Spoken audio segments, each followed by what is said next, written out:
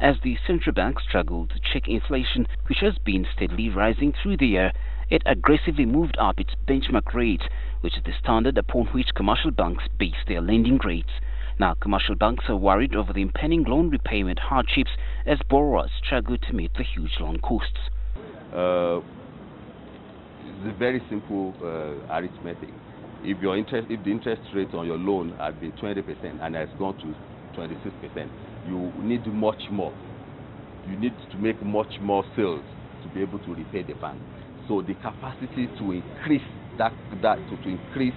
increase the capacity to increase your sales and receivables to such a level to repay the bank is now dependent on the ability of that business to sustain such borrowing from the bank.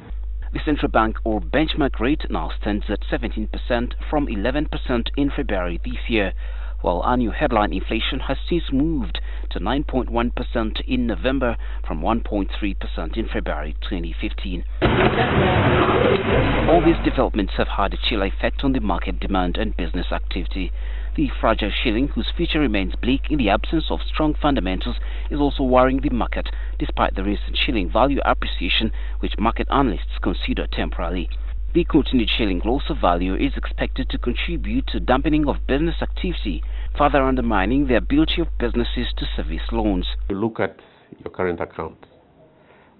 Really, it's not in the best position that we want it to be. And that is the primary determinant of the exchange rate. Now, while we'll have this cool-off period, what I would call cool-off period in these 2 weeks as we close the end of the year, but the moment we open, my own expectation is that we're going to see the pressures building up. One is there will be dividend payment requirements.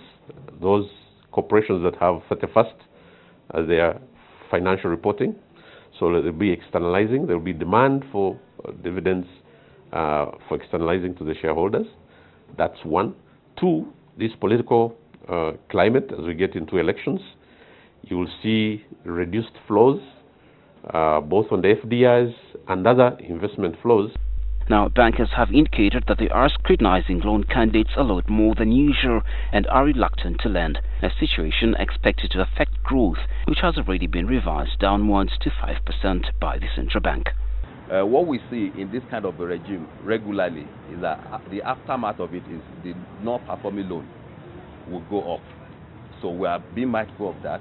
And don't also forget that the devaluation of the currency also contributes to non-performance of this loan.